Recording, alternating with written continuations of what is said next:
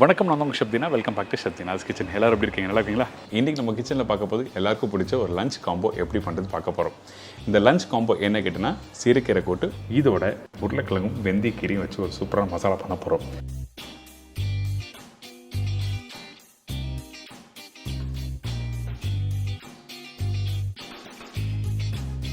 சிறுகீரை கூட்டுக்கு தேவையான பொருட்கள்: சிறுகீரை 1 கட்டு, பாசிப்பருப்பு 150 கிராம், தேங்காய் பேஸ்ட் 3 டேபிள் ஸ்பூன், சின்ன வெங்காயம் 15லேருந்து 20 நம்பர், தக்காளி 2 நம்பர், காய்ந்த மிளகாய் 5லேருந்து 6 நம்பர், பூண்டு 20 பல்லு, மஞ்சத்தூள் 1/4 டீஸ்பூன், சில்லி பவுடர் 1/4 டீஸ்பூன், தனியா பவுடர் 1/2 டீஸ்பூன், கருவேப்பிலை சிறிதளவு, கொத்தமல்லி தேவையான அளவு, சீரகம் 1/2 டீஸ்பூன், கடுகு 1/4 டீஸ்பூன், உப்பு தேவையான அளவு, நல்லெண்ணெய் சமைக்கிறதுக்கு தேவையான அளவு, நெய் 1 டேபிள் ஸ்பூன். இதாங்க இந்த ரெசிபிக்கு தேவையான பொருட்கள். இந்த எண்ணெய் நல்லெண்ணெய் மட்டும்தான் யூஸ் பண்ணணும் சிறுகீரை கூட்டெல்லாம் பண்ணுறதுக்கு. அப்போ தான் உங்களுக்கு நல்லாயிருக்கும் சாப்பிட்றதுக்கு. அதனால் இந்த எண்ணெய் சூடான பிறகு கொஞ்சோண்டு கடுகு சீரகம் தாளிப்பாக போடுறேன்.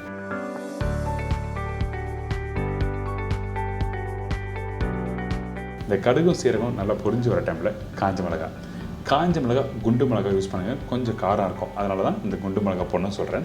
அதுக்கு பிறகு பச்சை கருவேப்பிலை போட்டிருக்கேன். அதே டைமில் கொஞ்சம் பூண்டு போடுறோம். நீங்கள் பூண்டு போடும்போது ஒரு 5 பல்லு எக்ஸ்ட்ரா போட்டால் தவறு எதுவுமே இல்லை. இதுக்கு பிறகு சின்ன வெங்காயம் கட் பண்ணி போடாமல் முழுசாக போடுறீங்கன்னு சொல்லிட்டு சில பேர் கேட்பீங்க. இந்த மாதிரி ரெசிபிக்கு வந்து கொஞ்சம் முழுசாக போட்டால் நல்லாயிருக்கும். இதே கீரை குழம்பு பண்ணுறீங்கன்னா அந்த டைமில் பொடிசாக கட் பண்ணி போட்டுக்கலாம். இந்த வெங்காயம் வதங்கின பக்கம் பார்த்துக்குங்க. 20% தான் வதங்கியிருக்கேன். அதுக்கு பிறகு உடனே தக்காளி போட்டு கொஞ்சம் மஞ்சத்தூள் போட ஆரம்பிக்கிறோம். இந்த தக்காளி போட்ட பிறகு நம்ம என்ன பண்ணுறோன்னா லைட்டாக வதக்க ஆரம்பிக்கிறோம்.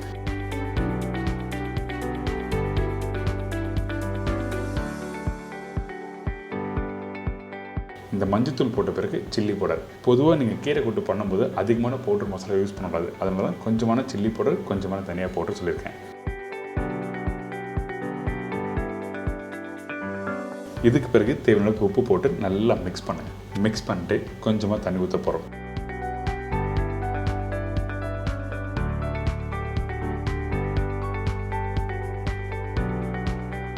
இந்த இடத்துல கொஞ்சமாக தண்ணி ஊற்றுங்க, அதிகமான தண்ணி வேண்டாம். கொஞ்சம் தண்ணி போட்ட பிறகு நல்லா மிக்ஸ் பண்ணுங்கள். அதே டைமில் கொஞ்சம் பொடிசாக கட் பண்ணி வச்சுருக்க அந்த கொத்தமல்லி போடுங்க.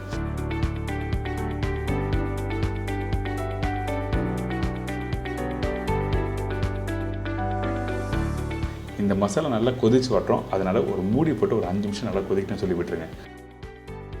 அதுக்கு பிறகு ஓப்பன் பண்ணி பார்த்தீங்கன்னா இந்த மாதிரி மசாலா ரெடியாக இருக்கும். அதே டைமில் கொஞ்சம் தேங்காய் பேஸ்ட் போட்டிருக்கேன்.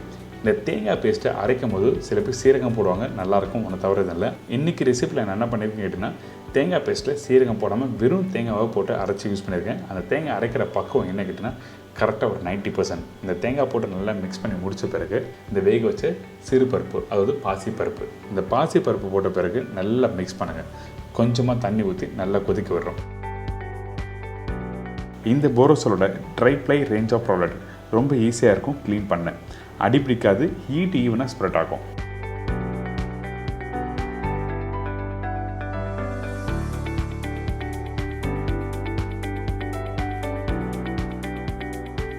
இந்த பருப்பும் தேங்காயும் நல்லா குக் பண்ணாமல் கீரை போட்டிங்கன்னா ரொம்ப நேரம் குக் பண்ணுங்க. அப்படி குக் பண்ணும்போது அந்த கீரையோட கலர் மாற ஆரம்பிக்கும். அதனால தான் இந்த தேங்காய் பேஸ்ட்டும் பருப்பும் போட்ட பிறகு நல்லா குக் பண்ணுங்கள். அதே டைமில் இந்த சிறுகீரையை நல்லா பொடிசாக கட் பண்ணி வச்சுருக்கேன்.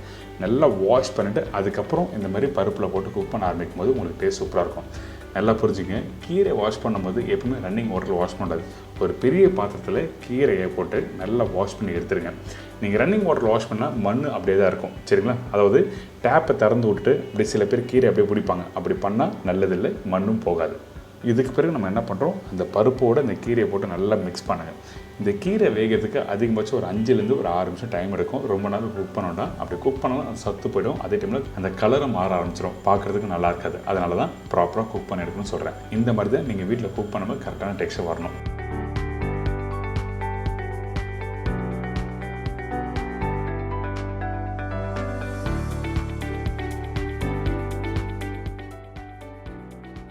கடைசியாக கொஞ்சம் நெய் போட்டிருக்கேன். நெய் எதுக்காக போடுறேன்னு கேட்டால், இந்த மாதிரி பாசிப்பருப்பும் சிறுகீரையும் சேர்த்து குக் பண்ணுற இடத்துல கொஞ்சம் நெய் போட்டிங்கன்னா ரொம்ப நல்லாயிருக்கும். அதுவும் பர்டிகுலராக நம்ம வீட்டில் இருக்க குழந்தைங்க கீரை சாப்பிட்றதுக்கு அழுவாங்க. அந்த டைமில் கொஞ்சம் நெய் போட்டு நல்லா மிக்ஸ் பண்ணிட்டு சாப்பாடு ஊட்டுங்களேன், குழந்தைங்க நல்லா விரும்பி சாப்பிடுவாங்க.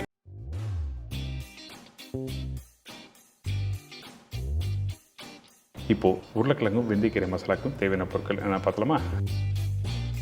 உருளைக்கிழங்கு 1/2 கிலோ, வெந்தயக்கீரை 5 கட்டு, வெங்காயம் 3 நம்பர், தக்காளி 2 நம்பர், பச்சை மிளகாய் 2 நம்பர், காய்ந்த மிளகாய் 4 நம்பர், இஞ்சி பூண்டு பேஸ்ட் 1 டீஸ்பூன், முழு சீரகம் 1/2 டீஸ்பூன், மஞ்சத்தூள் 1/4 teaspoon, Kashmiri chilli powder 1 table spoon, தனியா பவுடர் 1 டேபிள் ஸ்பூன், கொத்தமல்லி தேவையான அளவு, காய்ந்த வெந்தய இலை 2 டேபிள் ஸ்பூன், சீரக பவுடர் 1/2 டீஸ்பூன், உப்பு தேவையான அளவு, எண்ணெய் சமைக்கிறதுக்கு தேவையான அளவு, பட்டர் 2 டேபிள் ஸ்பூன். இதாங்க இந்த ரெசிபிக்கு தேவையான பொருட்கள். ஃபஸ்ட் நம்ம என்ன பண்ணுறோன்னா, இந்த ரெசிபிக்கு ரீஃபைண்ட் ஆயில் தான் யூஸ் பண்ணோம். கடலெண்ணெய் நல்லெண்ணெய் யூஸ் பண்ண வேண்டாம். ஏன் கேட்டேன்னா, டிப்பிக்கலாக நார்த் இந்தியன் சைடில் பண்ணுற அந்த ரெசிபி உங்களுக்கு சொல்கிறேன். இப்போ எண்ணெய் சூடான பிறகு சீரகம், காஞ்ச மிளகா உடச்சி போட்டிருக்கேன்.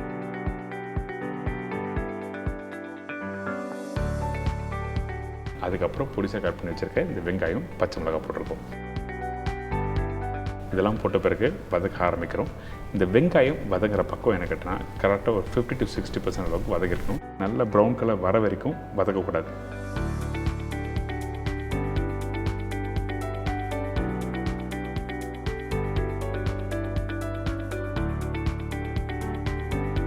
இதுக்கு பிறகு நம்ம என்ன பண்ணுறோன்னா, இஞ்சி பூண்டு பேஸ்ட் போட்டிருக்கோம். அந்த இஞ்சி பூண்டு பேஸ்ட்டு போட்ட உடனே நல்லா மிக்ஸ் பண்ணுங்கள். மிக்ஸ் பண்ணி முடித்த பிறகு கட் பண்ணி வச்சுருக்க அந்த தக்காளி போடுறோம். இந்த தக்காளி போட்ட உடனே நம்ம கேட்டிருக்க இந்த பவுடர் மசாலா எல்லாத்தையும் நம்ம போட ஆரம்பிக்கிறோம். அதாவது என்ன கேட்டிங்கன்னா, மஞ்சத்தூள், காஷ்மீரி சில்லி பவுடர். நம்ம நார்மலாக யூஸ் பண்ணுற குழம்பு தூள் வேறு, ரெகுலராக யூஸ் பண்ணுற சில்லி பவுடரும் வேறு. ஆனால் காஷ்மீர் சில்லி பவுடர் நல்லா கலர் கொடுக்கும். அதனால தான் காஷ்மீர் சில்லி பவுடர் சொல்லியிருக்கேன். இந்த காஷ்மீர் சில்லி பவுடர் போட்ட பிறகு தனியா பவுடர், உப்பு தேவையான அளவுக்கு போட்டிருக்கேன்.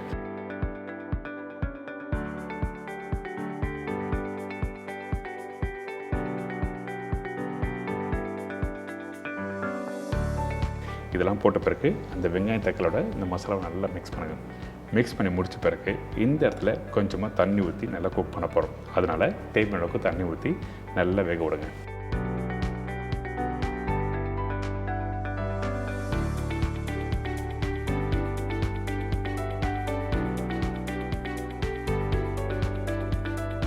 இந்த மாதிரி பண்ணும்போது என்ன ஆகும் கேட்டிங்கன்னா, அந்த வெங்காயம் தக்காளி நல்லா வெந்து வரும். அதே டைமில் இந்த மசாலா பச்சை வாசனை போயிடும். அதுக்கு பிறகு பார்த்திங்கன்னா, இந்த மாதிரி ஒரு கெட்டியான ஒரு பக்குவத்தில் இந்த மசாலா ரெடியாக இருக்கும். இந்த மாதிரி ஸ்டேஜ் வந்த பிறகு தான் உருளைக்கிழங்கு போட போகிறோம்.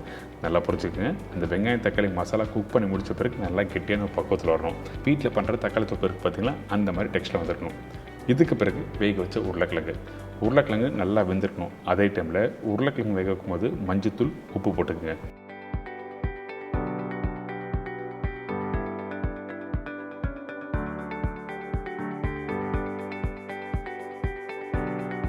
இந்த கிழங்கை இந்த மசாலாவை போட்டு நல்லா மிக்ஸ் பண்ணுங்கள். மிக்ஸ் பண்ணிட்டு தண்ணி தேவைப்பட்டால் கொஞ்சமாக இந்த இடத்துல தண்ணி ஊற்றிக்கலாம்.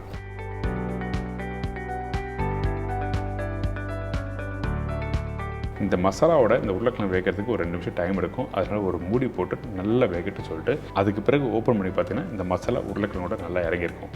இதுக்கு பிறகு நம்ம என்ன பண்ணுறோம், அந்த வெந்தயக்கீரை இருக்குது பார்த்தீங்களா, அந்த வெந்தயக்கீரை இதில் போட போகிறோம். அதாவது இந்த இடத்துல 2 விதமாக யூஸ் பண்ணலாம். நீங்கள் காஞ்ச வெந்தயக்கீரையும் போடலாம், ஃப்ரெஷ்ஷான வெந்தயக்கீரையும் போடலாம். ஆனால் எனக்கு மார்க்கெட்டில் கிடச்சது வெந்தயக்கீரை ஃப்ரெஷ்ஷாக, அதனால நான் டேரெக்டாக யூஸ் பண்ணுறேன்.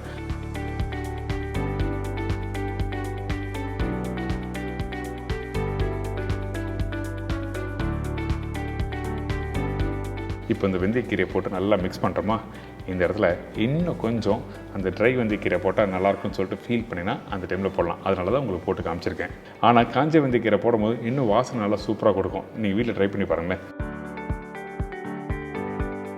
இதுக்கப்புறம் கொஞ்சம் சீரகம் பவுடர், கொஞ்சம் கொத்தமல்லி, பட்டர் போட்டிருக்கேன்.